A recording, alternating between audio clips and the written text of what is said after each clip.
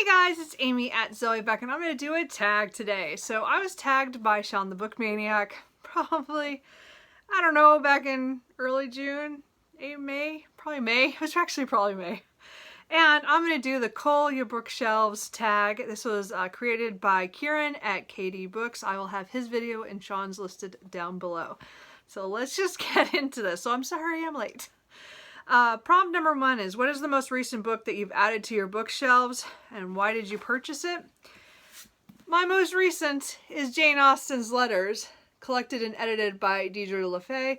This is what they said, the 4th edition of a collection of all her letters with extensive notes and other information. I recently read a selected collection from Oxford World Classics, and I really got into it and I really enjoyed it, and I was almost done with it when I realized no, I need to read them all, because again, I'm coming up to finally finishing everything by Jane Austen that I can get my hands on that I hadn't read, and her letters were the last thing I tackled. So I bought this edition.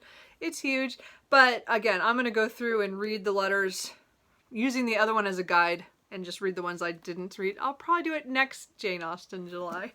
So that was my last book purchase.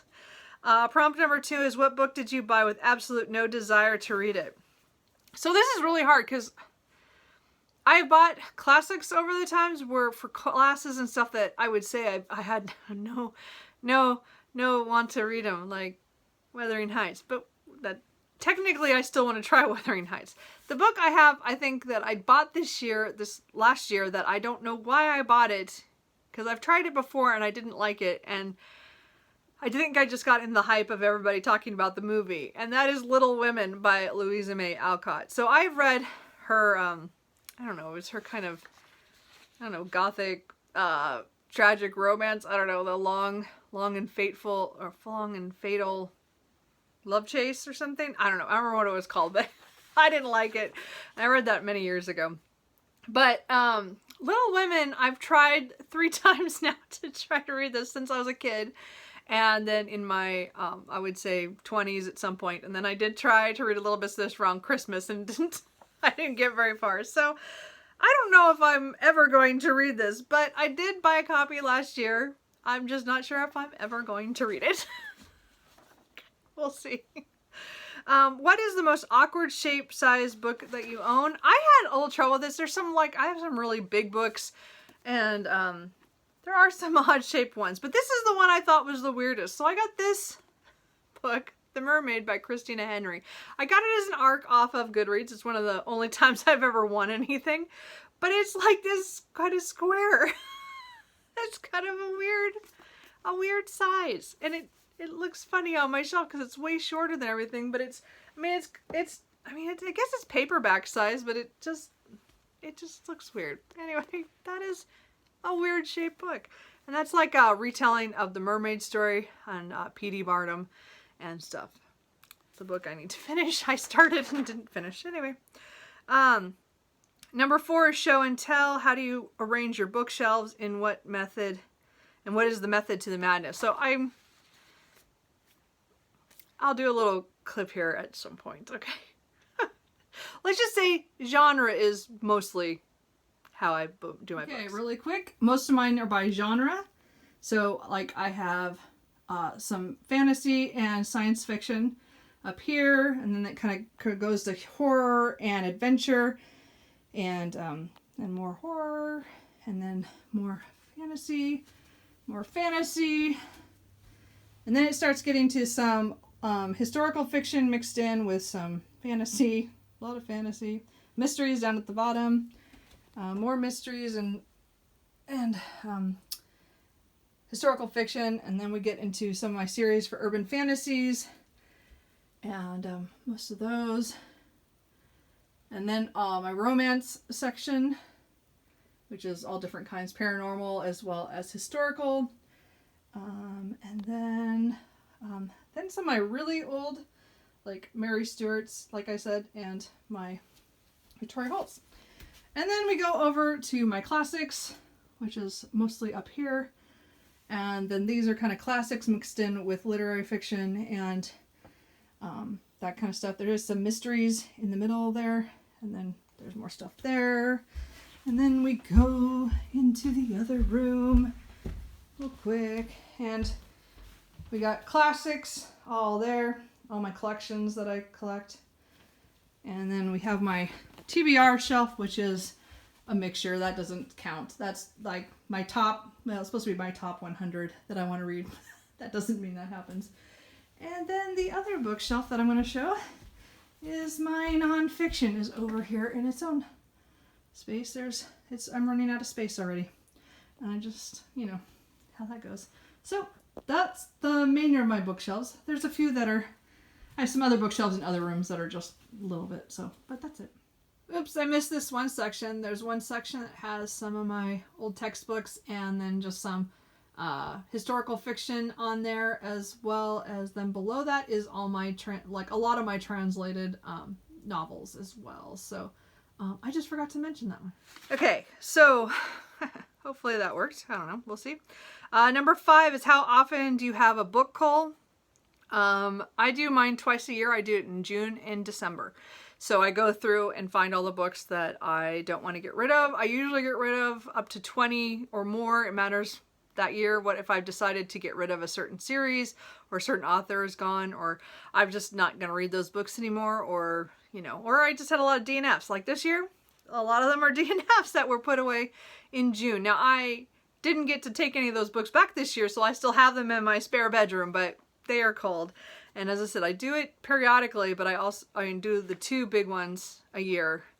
And then, you know, I put the stuff I DNF I put during that time. Question number 6 is how do you decide if you're going to keep a book or give it away?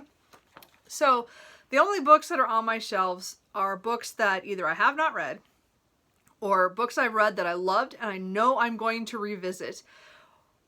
Or they're books in a series that I still think I'm going to revisit because I love that series and I need that book for that series, because there's not usually a book in a series that I hate so much that I get rid of the one book in a series. It's usually I just keep it even if maybe it was not my favorite, but I still like that.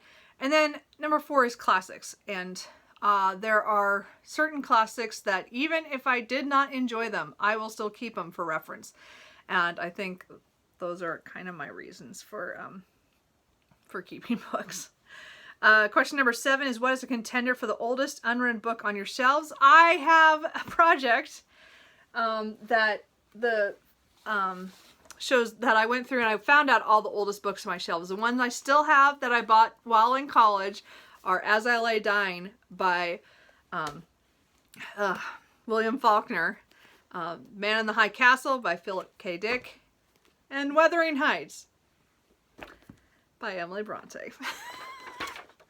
And those are the ones I still want to attempt at least once more. And they're all classics, so the reason why they're still on my shelf is because they're classics. But I don't remember which ones I bought first. I bought them all when I was in college, so that's all I remember. So number 8 is what book have you read and currently is on your shelves that you would struggle to give a summary of what actually happened? Go on, give it a go. So I didn't know what to do about this one because there's a lot of books that I probably don't remember everything about it. But this is a book that I have been thinking about because I want to revisit the series, and this is Event by David Lynn Goldman. So this is the first book in the Event Group series, and I have like 8 or 9 of the books in the series, and I read the first 5. And then, as I said, I was waiting for the next book, and then it kind of happened, and then I never got back to the series. All I remember is that this is a group of people in the military who respond to UFO crashing. And that's about all I remember. I just remember enjoying these characters because the event group is developed, are made, and then they go and look for kind of weird things that have to do with, you know, supernatural as well as history. And it was just fun. It's like, you know, it's kind of X-Files like in that way. And I really do want to get back and reread this series, but again, I'm reading another one right now. But anyway, that would be the best one I could come up with. I don't know. And when I know I have not seen anybody at all talk about on BookTube. Anyway, number 9, some books are to be cherished. Which book would you never throw or give away? So I just brought 3 books that just to show how some really old books that I've had for a long time that were old when I got them that I would never give away. Of course, The India Fan by Victoria Holt is one of my favorite books of all time. There's no way I would ever get rid of this. This copy is the one I got used when I was a teenager, and I have read it like every 2 years since then. And then I have a lot of old Mary Stuarts. I just rebought all the Mary Stuarts in a really nice new collection because they're nice and pretty and they're easy to read.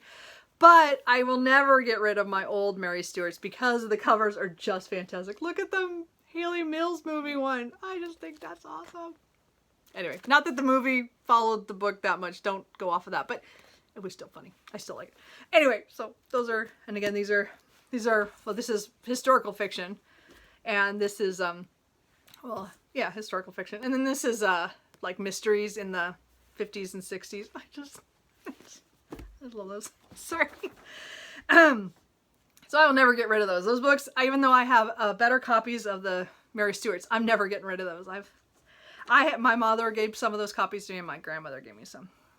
And some of them I got used. Anyway. And number 10 is don't throw those books away. Out of the ones you've discussed, choose one to actually send to someone close to you or arrange to send it to another booktuber. Why would you choose this book for them? Oh, that's an interesting one. I didn't read that question very well ahead of time. Wow, you know, the person I really send books to or change books with is my dad. And so more often than not, he will go through my cold books more than anybody, and he will pick out books that I'm like, well, that wasn't really good, but he'll still take them and try them. So he is definitely the person who gets a shot at looking through my books before anybody else. And again, we borrow books back and forth all the time. I don't have anything here that I would give to him. So we'll just go with the fact that I let my dad go through my cold books before they go to be sold or to be donated. It matters how good they are or not. So anyway, the last thing says you can cull books, but you can't cull your friends. Anyway, so this is a fun tag. I hope you guys enjoyed that. And I'm just not going to tag anybody because this is kind of a little older now. If you want to do it, please do it and let me know. Let me know in the comments. Or let me know how you guys cull your books, or if there's anything in here that I said that you want to comment on, whatever. Anyway, I will talk to you guys later. Bye.